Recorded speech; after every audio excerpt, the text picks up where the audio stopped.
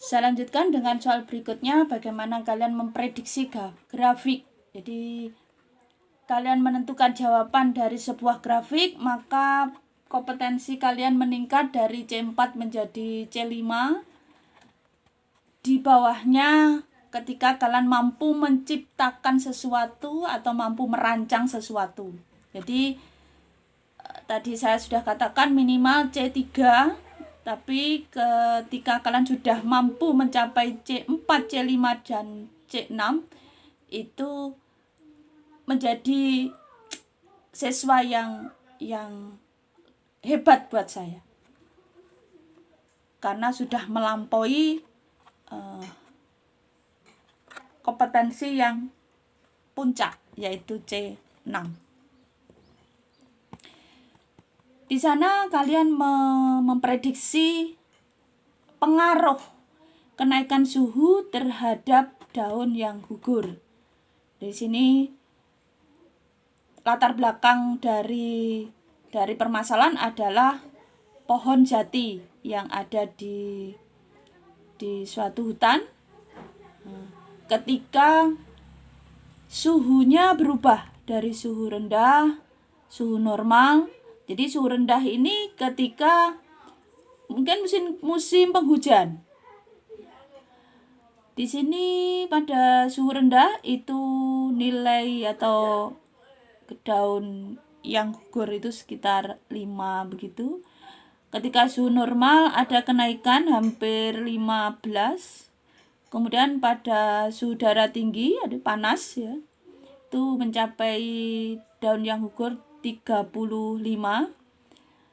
Kemudian suhu yang sangat tinggi mencapai 45 lebih. Nah, dari sini kalian bisa memberikan satu kesimpulan. Option A, suhu tinggi, sedikit daun gugur. Option B, suhu tinggi, banyak daun yang gugur. Option C, suhu tinggi, kecil kemungkinan pohon hidup. Yang D, suhu tinggi, kemungkinan besar jati tetap hidup. Mana yang paling cocok dan paling tepat untuk grafik tersebut. Berikutnya, bagaimana peran cahaya matahari bagi makhluk hidup. Baik itu penting buat tumbuhan, hewan, dan manusia. Dan manakah yang paling tepat perannya di dalam kehidupan makhluk hidup. Option A, di situ tumbuhan hanya untuk fotosintesis, hanya untuk mengolah makanan. Kemudian option B, hewan itu untuk pembentukan tulang ketika induk sedang hamil, sedang mengandung anak, ini berarti pembentukan tulang pada anak melalui proses induknya. Apakah seperti itu? Kemudian memperoleh vitamin D. Kemudian option C, apakah manusia memerlukan hanya untuk penerangan, hanya untuk mengeringkan? Kemudian yang option D, para petani membutuhkan hanya untuk mengeringkan sawah. Berikutnya, menafsirkan pengaruh kelembapan udara. Jadi memang lingkungan itu banyak berperan, bahkan sangat berperan di dalam kehidupan makhluk hidup. Seperti cahaya matahari, tanah, udara, suhu, kemudian tempat, itu ada pada slide, itu dijelaskan pada slide materi. Kemudian di sini ada kelembapan udara. Kelembapan udara ini dipengaruhi juga oleh posisi tanaman itu hidup. Jadi tanaman itu hidupnya di mana? Nah, misalnya di pegunungan, maka kelembapan udaranya lembab sekali di sana. Kalau dibandingkan dengan di daerah pantai. Option A, tanda merahnya ada pada tanaman pegunungan kemudian dipindahkan ke kota. Apakah bisa dengan kelembapan yang berbeda? Kemudian tanaman air dipindah ke tempat yang teduh. Jadi hidupnya tanaman enceng gondok itu di mana kemudian dipindah ke rawa. Dalam arti rawa ini lebih becek ya, lebih becek dibandingkan tempat hidupnya enceng gondok. Tapi walaupun becek tapi masih ada kandungan tanahnya masih ada. Apakah ini merupakan pengaruh kelembapan udara? Kemudian tanaman bako umumnya di pantai. Apakah bisa kalau dipindahkan di daerah pinggir sungai? Kemudian pohon jati, apakah betul tetap hidup bisa dipindahkan ke daerah yang lebih dingin? Dan ini karena keterkaitan dengan kelembapan udara, bagaimana siswa setelah menganalisis kemudian menafsirkan pengaruhnya. Mampukah mereka hidup apabila berpindah dari satu tempat ke tempat yang lain dengan mungkin kondisinya hampir sama? Secara logika, ketika kalian memahami konsepnya, maka secara logika kalian pasti bisa menentukan mana jawaban yang paling benar. Berikutnya menafsirkan jenis hewan dan tumbuhan berdasarkan topografi. Nah, topografi ini tempat atau daerah atau wilayah. Tidak hanya sebagai habitat tetapi daerah secara luas. Unta itu biasanya hidup di daerah padang pasir. Nah, kalau dipindah di pantai yang bukan padang pasir tapi banyak pasirnya, bisa nggak hidup? Dan option B, kanguru. Biasanya kan hidup di daerah yang memiliki musim dingin atau salju. Apakah bisa dipindah di pegunungan yang sejuk? Kemudian option C, tumbuhan paku-pakuan, apakah hanya ditemukan di daerah dingin?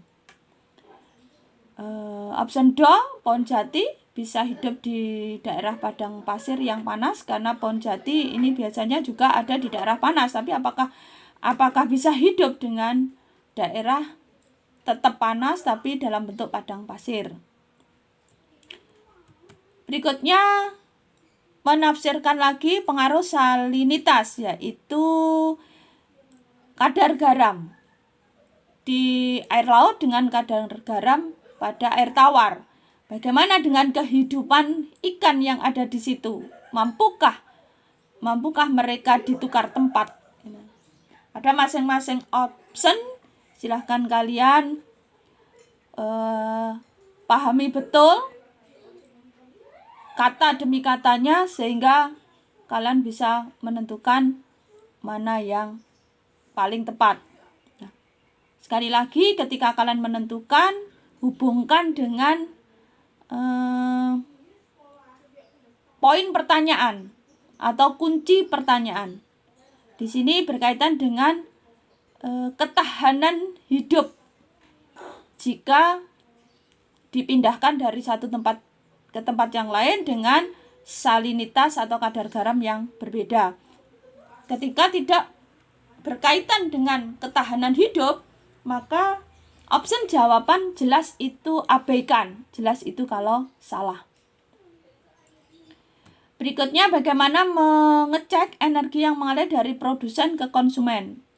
Pada slide 7, dan di sini juga dijelaskan di soalnya bahwa ketika matahari digunakan untuk tumbuhan berfotosintesis, maka cahaya itu besarnya energi cahaya akan disimpan oleh tumbuhan hanya 10%, sekarang 90% digunakan untuk beraktivitas yang lain. Nah, ketika ini tersimpan di dalam tumbuhan, kemudian ada rantai makanan yang berupa konsumen memakan produsen, apakah konsumen ini mendapatkan energi sebesar 10%, kurang, atau antara 10-50 atau 50-90%. Berikutnya, menafsirkan pengaruh rantai makanan. Ada diagram di sini, diagram rantai makanan, jagung, ayam, musang, ular, burung elang, dan pengurai atau decomposer. Nah, poin pertanyaannya, apabila musang mati, maka kemungkinan yang terjadi apa? Nah, di sini musang berada pada posisi setelah ayam dan sebelum ular. Maka yang memiliki pengaruh besar adalah ayam dan ular. Nah, pengaruhnya bagaimana? Apakah ayam tetap mati karena dimangsa ular, sehingga ularnya masih tetap hidup? Apakah ayam tetap hidup, ularnya mati karena tidak ada musang? Kemudian option C, ayamnya mati, terus kemudian ularnya memangsa yang lain. Nah, option D, ayamnya tetap hidup dan tidak dimangsa ular.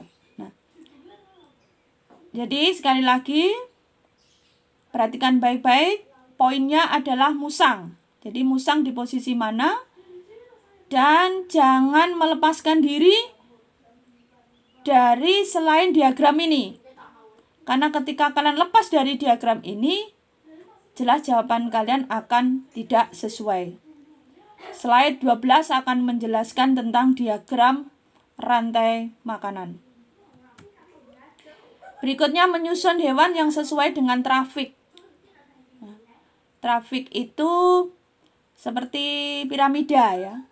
Trafik piramida, biasanya yang bagian bawah itu produsen. Itu tempatnya biasanya agak lebar karena merupakan sumber makanan bagi konsumen. Kemudian masuk pada konsumen di atasnya. Berarti kalau produsen pada trafik 4, maka di atasnya ada konsumen 1, itu trafik 3. Nah, di trafik 3 itu apa saja? Berarti 3 hewan di masing-masing option itu apakah semuanya makan produsen? Jika salah satu dari mereka tidak, maka itu menjadi salah semua. Jadi option A ada 3, B, C, D, dan semuanya ada 3. Beri pertanyaan pada masing-masing hewan, apakah makan produsen semua. Berikutnya, keterkaitan antara hewan satu dengan yang lain atau tumbuhan dengan tumbuhan yang lain. Jadi antar makhluk hidup dalam satu ekosistem. Di sini ada yang saling menguntungkan, ada yang saling bersaing, saling makan, dan di sini memiliki kriteria masing-masing. Nah, ketika saling menguntungkan, ya memang kedua-duanya ketika berinteraksi mendapatkan keuntungan. Ketika bersaing, maka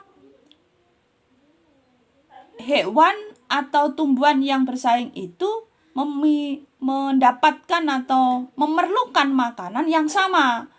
Sehingga karena sama-sama dibutuhkan akan terjadi persaingan. Nah, pada proses persaingan ini bisa jadi akan mengalami salah satunya adalah kekalahan. Tetapi ketika salah satunya kalah, mereka tidak dimakan, tetapi akan tersingkirkan. Nah, kemudian kalau yang saling makan, ya memang satunya ini dibutuhkan, yang satunya membutuhkan. Dan itu pasti terjadi antar makhluk hidup, khususnya hewan. Kemudian ada yang saling menghambat. Biasanya ini pada tumbuhan, misalnya tumbuhan satu menempel pada tumbuhan yang lain akan menghambat pertumbuhan salah satu dari tumbuhan tersebut. Nah, poin pertanyaannya adalah poin tentang interaksi makhluk hidup yang bersaing. Berikan pada masing-masing option pertanyaan apakah, misalnya option A, tikus dan musang ini makanannya sama. Kalau makanannya sama, maka terjadi persaingan. Terus kemudian option B, belalang dan katak, makanannya sama apa enggak. Kemudian yang C, ular dan ayam, dan seterusnya pada option D, ular dan belalang. Jadi persaingan itu bila sumber makanan atau sumber energi dari kedua makhluk itu sama. Nah, terakhir silahkan kalian menerapkan bagaimana menganalisis soal sampai menentukan jawaban ini. Apabila materi ini bermanfaat buat kalian, mohon dukungannya bisa like, subscribe, atau komen bila ada sesuatu yang tidak jelas atau kurang jelas. Terima kasih atas dukungan kalian semuanya. Saya berdoa kalian tetap sehat dan memiliki semangat yang tinggi untuk menggapai cita-cita. Assalamualaikum warahmatullahi wabarakatuh. Sampai ketemu lagi pada YouTube berikutnya.